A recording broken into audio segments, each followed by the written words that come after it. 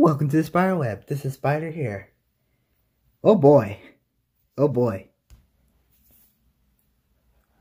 Before I get started, yes, I hit approximately 2.5k subscribers. And obviously, I couldn't have gotten this far without y'all, so thank y'all so much. This is crazy. I only made this channel just for fun. Really? And I barely got started thinking about my special, and I already had about 2.3k subscribers. Like, dude, I'm getting so many requests from y'all for videos and stuff, so it's like, I'm trying to get through school and everything, to try to get to y'all's requests at times and everything like that. But, you know, it's alright thanks to this. This is awesome. I just love being a BeyTuber now. This is cool. This is really cool. Thanks y'all so much. Alright, now, to the topic of this video. No, I do not hate Takara Tomy. Alright, video over. No, I'm just kidding. The video's not done. Takara Tomy itself is pretty cool. I mean, they have the most authentic Beys between Takara Tomy and Hasbro. They always like, you're guaranteed to get anime gimmicks, which is really, really cool. Like, guaranteed anime gimmicks, no need to worry about it being removed or anything like that. Awesomeness, like awesome sauce. However, I personally was never interested in them. What? Oh, come on, man. As you probably noticed, all of my videos are about Hasbro Beyblades. Y'all probably wondering, yo, Spyder, my man, you're awesome, but where's Takara Tomy? Well, that'll take a minute to explain. Now, I have to say this right now. I don't hate Takara Tomy. Deja vu, I just been in this place before. Higher on the street, and I know it's my time to go. Yes, I had already said that. But I know a lot of people are gonna take it as if I'm just trying to rat dirt or just throw dirt at Takara Tomy. No. Alright, listen. Let's do this. There are 3 main reasons why I don't buy Takara Tomy. Well, buy Takara Tomy. Takara Tomy Beys. Reason number 1. Random boosters. Understandable. Have a great day. They they advertise let's say the Infinite Achilles booster, or like the prize, like Infinite Achilles was that prize Bey that everyone wanted, because Infinite is really cool and it's really good. It's pretty good. Oh, but wait, Spyder, the Takara Tomy version is obviously going to be better than the Hasbro version. Why don't you just try to get that Takara Tomy version?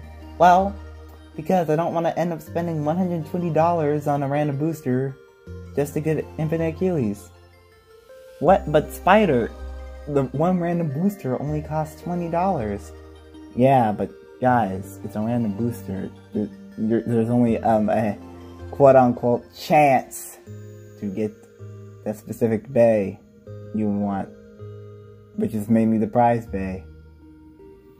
Now listen, I don't like mystery bag products. A lot of people don't have issues with them, but a lot of people do have issues with them. I'm one of the people, I'm part of the group that doesn't like them. I just don't like mystery bag products. I feel like it's a waste of money. Like, why would I, like, especially if you have another brand doing, like, making the similar toys, but they sell them as if you can just easily just see what you're buying. Hasbro, thank you. Anyways, yeah, it's a lot easier to just buy a Hasbro Bey than a Takara Tomy Bey. Now, don't get me wrong, Takara Tomy doesn't put every Bey in a random booster, thankfully. But a lot of their most hyped Beys are in random boosters. And it gets really annoying because it's so weird, because a lot of times the random booster Beys aren't even that good.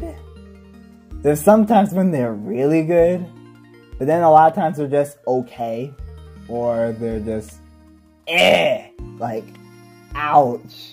That could have been a lot better. It's so weird, like how that happens. But it's like a lot of times they give the Beys random parts. I mean, it is called a random booster, but they give the Beys random parts that don't even suit it. And then they like make wacky recolors. A lot of times the recolors are good, but there's a lot of times they're not good. and then sometimes you get the prize Bey, and the prize Bey isn't even as good as one of the other Beys in the same booster. Ahem. That's the Ebolos booster. Yeah, I know. And I don't care if it makes them money. I know it makes them money. I don't like it. Reason number 2. Power scaling issues. Now this issue recently came up. At first it was kind of like, like, I mean, everything was fine really. And then they made double chassis. And now it's like, nope. No, I'm done. Like, it just increases burst resistance so much. So yeah, it's like they basically took the burst out of Beyblade Burst, in my opinion. I mean, like, why call it Beyblade Burst and then make these Beys extremely hard to burst? Also, they made the infinite lock Beys. Now, I thought they were cool, but it's like they really like having Beys that are so hard to burst. But it's called Beyblade Burst. And then, on top of that, a lot of the times the attack and balance Beys are the only Beys that are competitive. Like, because they keep favoring them. Like, and even think about the anime. The anime favors them too. Now, I don't believe Takara Tomy is in control of the anime. I think they have influence on it, but not as much. But just think about it. The protagonists never have a stamina Bey. They never have a defense type Bey. They all had an attack or balance Bey. We had Vault, attack Bey. No problem with him because he was the first protagonist. Iger. Oh wow, balance type. Wow, he doesn't have an attack type. That's so cool. Dante, attack Bey. Oh, I kind of wish he had a defense or stamina type. But okay. The Ashi brothers. Attack and balance. Are you kidding me? None of them could. Neither of them. Reason number 3. Hasbro Beys are more fun. IMO. In my opinion. That's what it means to those who don't know. Yeah, they're just a lot more fun to play with, like I said, in my opinion. Because... Okay, no, let me say this. Let's go through the list. I'm excluding the Pro Series. I'm excluding that. I'm talking about Switch Strike, Slingshot, Hypersphere, and then Speedstorm. There we go, I got those 4. Slingshot would have to be at the very bottom, because not only did the Beys... Well, the Beys themselves were pretty fun, and a lot of the layers were good, but it's just that the stadiums did not work with them at all. So that's out. And then you got Switch Strike. I'm gonna put that as number 2, with Hypersphere being number 3. Hypersphere was very fun. And top Speedstorm, because Speedstorm, in my opinion anyway, because Speedstorm was just peak of hype. Everyone was so hyped for Speedstorm, like gimmicks are back and everything though. So it's like, that felt so good. But when it comes to Takara Tomy, you already know what they're gonna do. Like, if you watch the anime, you know what Bey is coming out. You know what it can do. A lot of times they showcase the Bey before the anime, which is cool. But another thing that makes it kind of boring is that sometimes they when they showcase the Bey, they showcase it against a Bey that you know is gonna lose. And then you show, like they use, like, weak Beys. And then sometimes they actually do use a strong Bey, which is interesting. I hope they keep doing that. But then sometimes they show, like, when I see people get the Beys, and then, like, the Takara Tomy's Beys, and then they battle it, but it just doesn't seem as fun as the Hasbro versions. And I'm more into fun than competitiveness. That's one reason why I prefer Hasbro more. People keep telling me, no, they keep stressing to me that Takara Tomy is more into competition, and that's why Hasbro Beys tend to be more fun. Like, true, but think about it. The whole point of anime or Vault's arc is that, hey, you can play Beyblade competitively, but you should have fun most of all. That's literally the whole message of the anime. Or during Vault's arc, and then Dante's arc, and then I guess Higer's maybe. But then you see Takara Tomy, all competitive, I guess, because you have to get that one attack type. Or those certain parts be really good. But then I don't see a lot of... I mean, I see some people do crazy stuff with the Beys, which I guess is okay, but they just don't burst and stuff. I mean, like, I'm talking about like a one-on-one match. Like, either the Bey is gonna either there's one Bey that's gonna easily dominate the other, two Beys that are gonna just completely clash at each other so hard, but none of them are gonna burst, or they're gonna clash so hard and then or they're just gonna clash randomly and then one of them randomly just bursts. I don't know. It's very infrequent to see bursts for Takara Tomy anymore, unless the Bey is really bad. And I'm talking about sparking, really, because before that, everything was fine, but they really kind of messed up the sparking, in my opinion.